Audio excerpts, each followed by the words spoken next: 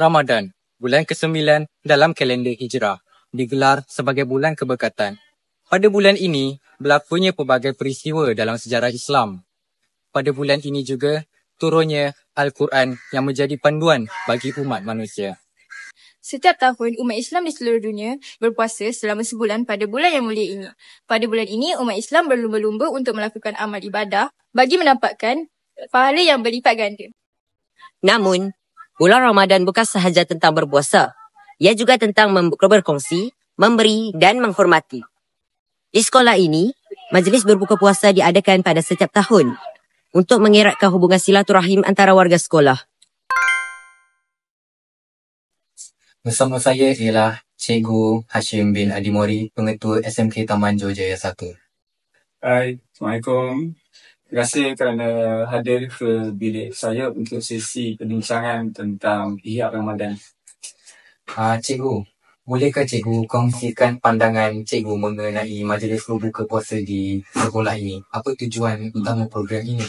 Seperti yang kita maklum, Ihya Ramadan adalah berkenaan dengan konsep ataupun program yang kita laksanakan untuk menghidupkan bulan Ramadan. Di sini bulan Ramadan ini kita isi dengan solat tarawih, majlis berbuka puasa, juga tadarus, bersedekah. Jadi kalau kita kembali kepada sekolah, ia adalah lebih kepada untuk kita sebagai Muslim maklum bahawa wajib bagi kita untuk mengimarahkan bulan Ramadan ini dengan pelbagai program. Jadi kalau di sekolah biasanya kita akan mengadakan program tadarus, iaitu pembahagian juz-juz untuk dibaca atau dilaksanakan oleh semua kaki tangan lah. Dan juga tidak ketinggalan adalah kita akan mengadakan majlis berbuka puasa. Bagaimana program ini dapat memberi infak pada komuniti sekolah? Biasanya bila kita laksanakan, saya kembali kepada zaman dulu kala, iaitu program gotong royong dilaksanakan semasa majlis buka puasa. Tetapi kita lihat pada ketika ini budaya itu telah pun kurang kerana komitmen orang-orang di bandar ini.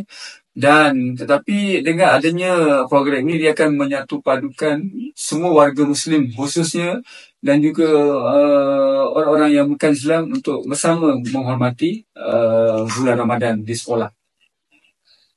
Baik, itu saja daripada kami. Seterusnya, saya bersama Wakil Pengawas Amsyar Zulkarnain Chu Beriduan Chu.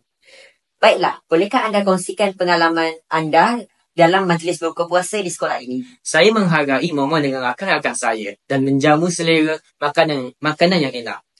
Baiklah, sekian terima kasih. Akhir sekali, saya bersama Heng Sijah, Wakil Pelajar Bukan Islam. Apakah yang anda faham mengenai program berbuka puasa ini?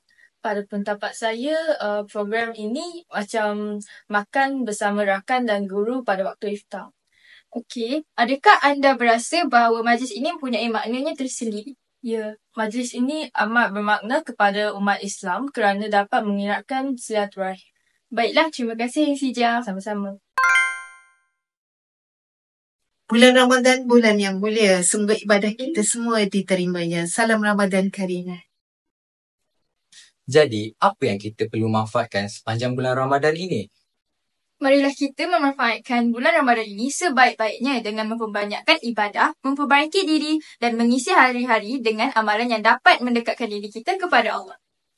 Semoga amalan dan ibadah saya diterima oleh kita.